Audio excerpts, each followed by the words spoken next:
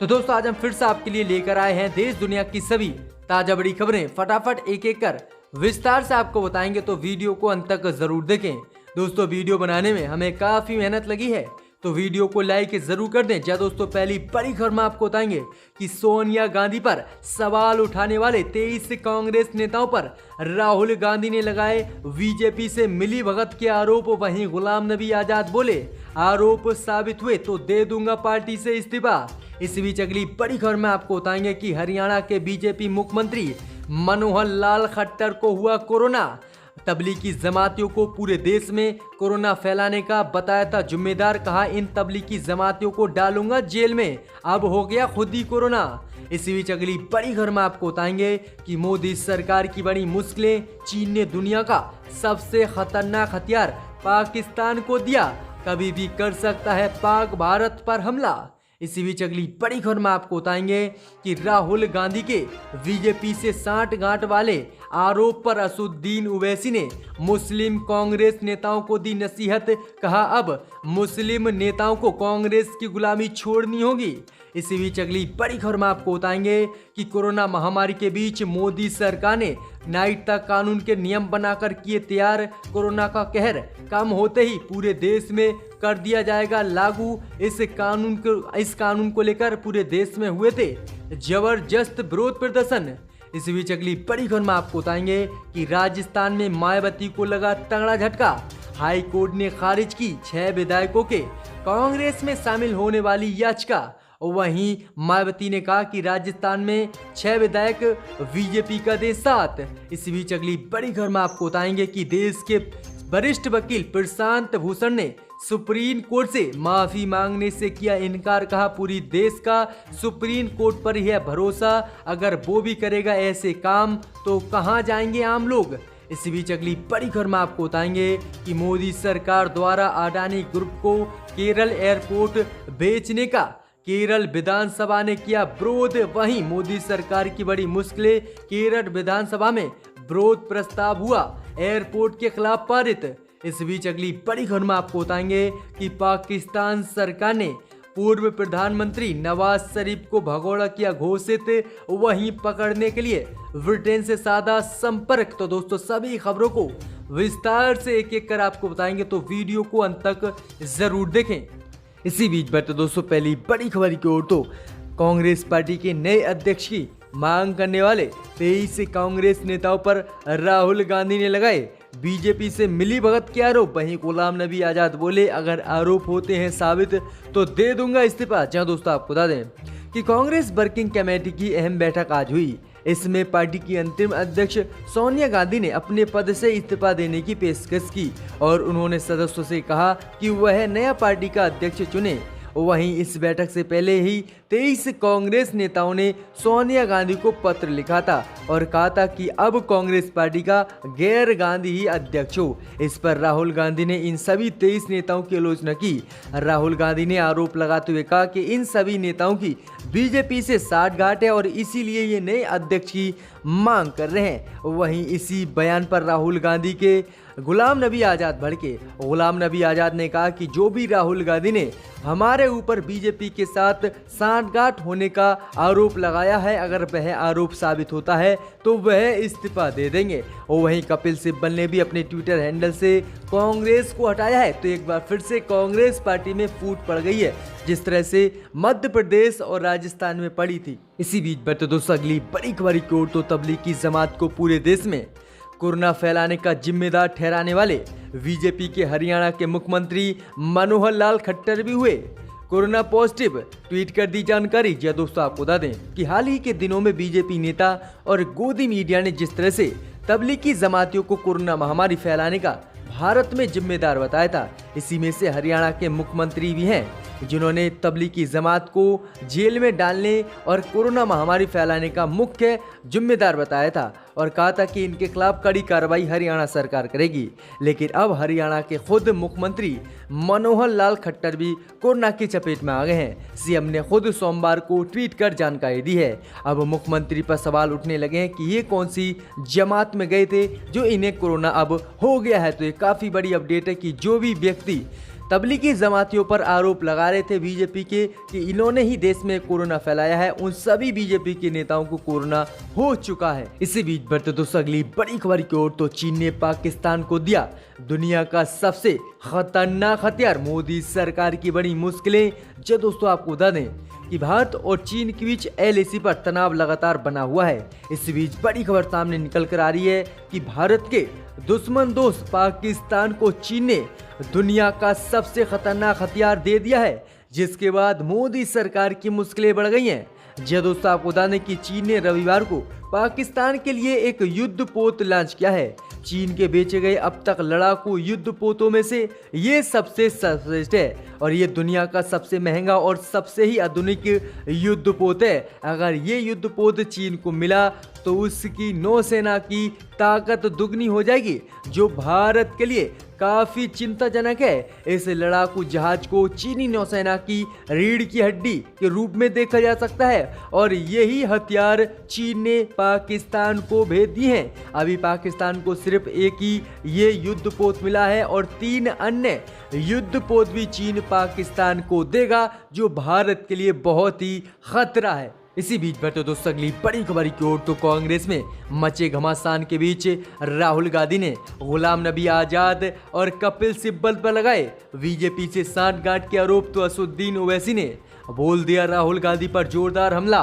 कहा अब मुसलमानों को कांग्रेस की गुलामी छोड़नी होगी। जहां दोस्तों आपको बता दें कि हाल ही में कांग्रेस के शीर्ष नेताओं ने कांग्रेस में बड़े बदलाव की मांग की थी और इसको लेकर कांग्रेस अंतरिम अध्यक्ष सोनिया गांधी को पत्र भी लिखा था। पत्र में कांग्रेस के 23 नेताओं ने मांग की थी कि कांग्रेस की अंतरिम अध्यक्ष सोनिया गांधी को पद से हटाया जाए और कांग्रेस का कोई नया अध्यक्ष बनाया जाए।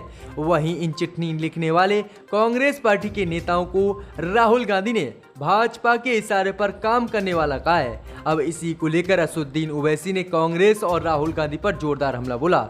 असदुद्दीन ओवैसी ने राहुल गांधी और गुलाम नबी आजाद पर हमला बोलते हुए कहा कि आप 45 साल तक कांग्रेस की गुलामी करते रहे और आपको आज भाजपा के साथ मिली भगत करने वाला कहा जा रहा है। आगे असदुद्दीन ओवैसी ने कहा कि आजाद को 45 साल के लिए ये इनाम कांग्रेस पार्टी ने दिया है। ओवैसी ने आजाद पर ये तंज इसलिए कसा है क्योंकि लगातार उन पर ही गंभीर आरोप लगाए जा रहे हैं। वहीं आपको बता दें कि आगे असदुद्दीन ओवैसी ने कहा कि अब मुसलमानों को कांग्रेस पार्टी की गुलामी से आज़ादी मिलनी चाहिए और अब हमें सोचना चाहिए कि हम किसके साथ खड़े हों, क्योंकि जो मुसलमान भी इनसे मोहब्बत करता, वफादारी करता है, उसको अंत में कांग्रेस पार्टी बीजेपी के सांठगांठ करने वाला व्यक्ति बता देती है। और वहीं आगे उन्होंने कहा कि जब मैं चुनाव प्रचार करने जाता तो कांग्रेस के मुस्लिम नेता मुझ पर सवाल उठाते और कहते कि आप बीजेपी से मिले हुए हो, लेकिन आज उन्हीं नेताओं को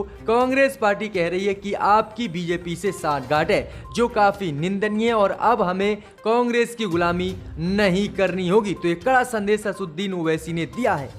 इसी बीच बढ़ते दोस्तों अगली बड़ी खबर की ओर, जो बिग ब्रेकिंग न्यूज सामने निकल कर आ रही है कि नागरिकता संशोधन कानून के नियम बनकर हो गए तैयार। कोरोना का कहर कम होते ही मोदी सरकार पूरे देश में करेगी लागू। जी दोस्तों आपको बता दें कि मोदी सरकार का एक ऐसा कानून जिसको लेकर पूरे देश में विरोध प्रदर्शन हुआ, मौतें हुई, हिंसा हुई, लेकिन इस सरकार ने इस कानून को वापस नहीं लिया। इस बीच बड़ी खबर आ रही है सामने निकलकर कि कोरोना का कहर थमते ही नागरिकता संशोधन कानून को मोदी सरकार पूरे देश में लागू करने वाली है। जिसे भी इस कानून के तहत भारत की नागरिकता चाहिए, उन्हें 1 साल के अंदर इसकी प्रक्रिया पूरी करनी होगी। 1 साल के बाद ये कानून लागू नहीं रहेगी।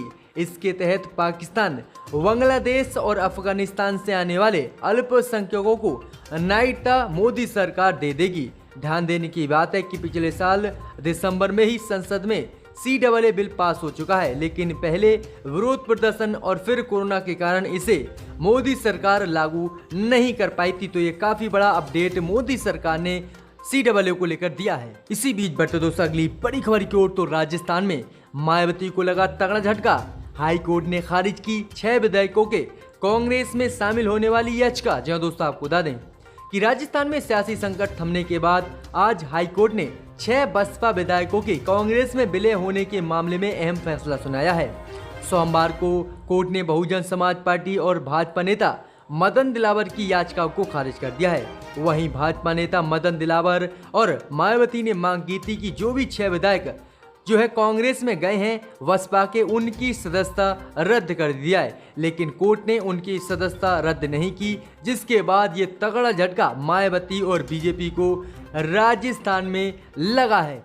इसी बीच पर तो दोस्तों अगली बड़ी खबर की ओर, तो देश के वरिष्ठ वकील प्रशांत भूषण ने सुप्रीम कोर्ट से माफी मांगने से किया साफ इनकार। जहां दोस्तों आपको बता दें कि देश के नामी वकील प्रशांत भूषण ने अवमानना मामले में सुप्रीम कोर्ट से बिना शर्त माफी मांगने से इनकार कर दिया है।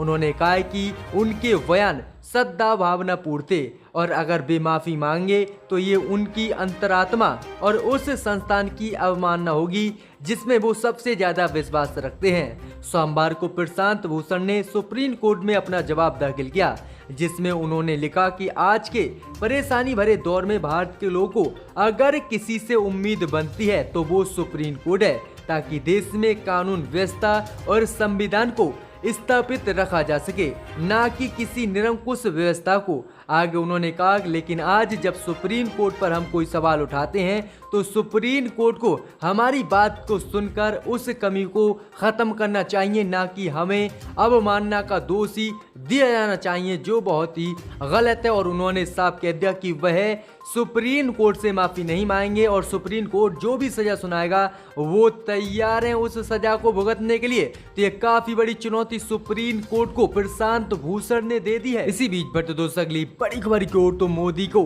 केरल विधानसभा से तगड़ा झटका। अडानी ग्रुप को एयरपोर्ट बेचे जाने पर गहराया राजनीति विवाद। केरल विधानसभा में मोदी सरकार के खिलाफ विरोध प्रस्ताव पारित। जब दोस्तों आपको बता दें कि केरल के त्रिवेंद्रम इंटरनेशनल एयरपोर्ट को अडानी समूह को दिए जाने पर राजनीतिक विवाद अब बढ़ता जा रहा है। प्रधानमंत्री मोदी को केरल के सीएम पिनराई विजयन की ओर से खत लिखे जाने के बाद अब सूबे की विधानसभा ने भी इस फैसले के खिलाफ प्रस्ताव पारित किया है। जब दोस्तों आपको बता दें कि सोमवार को विधानसभा ने एयरपोर्ट को अडानी समूह को बेचे जाने के खिलाफ प्रस्ताव पारित किया है। चीफ मिनिस्टर पिनराई विजयन ने कहा कि केंद्र की मोदी सरकार को अपने फैसले पर पुनर्विचार करना चाहिए और एयरपोर्ट का मैनेजमेंट स्पेशल पर्पज व्हीकल को सौंपना चाहिए, जिसमें राज्य सरकार की भी हिस्सेदारी होगी। उन्होंने कहा कि राज्य सरकार ने भी एयरपोर्ट के टेंडर के लिए उतनी ही कीमत देने की बात कही थी जितनी अडानी ग्रुप ने बोली लगाई है। ऐसे में केंद्र की मोदी सरकार की ओर से एयरपोर्ट को बेचने के फैसले को सही नहीं कहा जा सकता और इसी को लेकर केरल विधानसभा ने विरोध प्रस्ताव पारित किया है, जिसके बाद मोदी सरकार की एयरपोर्ट बेचने वाली मुश्किलें बढ़ गई हैं। इसी बीच पर तो दोस्तों अगली बड़ी खबर की ओर, तो पाकिस्तान सरकार ने पाकिस्तान के पूर्व प्रधानमंत्री नवाज शरीफ को भगौड़ा किया घोषित। पकड़ने के लिए ब्रिटेन से साधा संपर्क। जहां दोस्तों आपको बता दें ये बड़ी खबर सामने निकल कर आ रही कि पाकिस्तान सरकार ने पूर्व पाक प्रधानमंत्री नवाज शरीफ को भगौड़ा घोषित कर दिया है और उनको पकड़ने के लिए ब्रिटिश सरकार से संपर्क किया है। वह इलाज के लिए अभी लंदन में है। जवाबदेही एवं आंतरिक मामलों पर पाकिस्तान प्रधानमंत्री के सलाहकार शहजाद अकबर ने कहा कि मेडिकल आधार पर शरीफ की 4 हफ्तों की जमानत की अवधि पिछले 7 सितंबर से समाप्त हो गई है। अकबर के हवाले से डॉन न्यूज ने बताया है कि सरकार उन्हें एक भगौड़ा मान रही है और उन्हें पकड़ने के लिए ब्रिटिश सरकार को एक अनुरोध भी भेजा जा चुका है। भाई आपको बता दें कि भ्रष्टाचार के एक मामले में शरीफ को एक जवाबदेही अदालत ने कैद की सजा सुनाई थी। शरीफ ने पिछले हफ्ते लाहौर की एक अदालत को सूचना दी कि वह देश लौटने में असमर्थ हैं, क्योंकि चिकित्सा और कोरोना महामारी के चलते वह पाकिस्तान नहीं आ सकते और इसी को लेकर अब इमरान सरकार ने उन्हें भगौड़ा घोषित कर दिया है। इसी बीच बढ़ते दोस्तों अगली बड़ी खबर की ओर, तो जेईई और नीट की परीक्षा को लेकर ममता बनर्जी ने मोदी सरकार से की अपील, रद्द की जाए परीक्षाएं। जय दोस्तों आपको बता दें कि नेशनल टेस्टिंग एजेंसी ने हाल ही में नीट और जेईई को लेकर कहा था कि नीट की परीक्षाएं 13 सितंबर को आयोजित की जाएंगी। वहीं जेईई की परीक्षा 1 से 6 सितंबर के बीच आयोजित होंगी। वहीं सितंबर में होने जा रही इन परीक्षाओं को लेकर लगातार छात्रों के अभिभावक अपनी चिंता व्यक्त कर रहे हैं और सरकार से इन परीक्षाओं को टालने की मांग कर रहे हैं। ऐसे में अब छात्राओं के अभिभावकों को सियासी दलों का भी साथ मिलता दिख रहा है। हाल ही में राहुल गांधी और प्रियंका गांधी समेत असदुद्दीन ओवैसी ने भी इस परीक्षा को टालने की मांग की थी, लेकिन अब जो है पश्चिम बंगाल की मुख्यमंत्री ममता बनर्जी ने भी केंद्र की मोदी सरकार से अपील की है। उन्होंने कहा है कि जोखिम भरे कोरोना महामारी को देखते हुए मोदी सरकार को इन परीक्षाओं को टालना चाहिए, क्योंकि बच्चों ने तैयारी नहीं की है और कॉलेज कोचिंग सब कुछ बंद हो गए थे। इसीलिए बच्चे कैसे इस पेपर को पास करेंगे, इसके बारे में मोदी सरकार को सोचना चाहिए और सभी जेई और नीट के एग्जामों को रद्द कर देना चाहिए। तो ये काफ़ी बड़ी मांग अब ममता बनर्जी ने मोदी सरकार से की है। में आकर अपनी बात को रखने का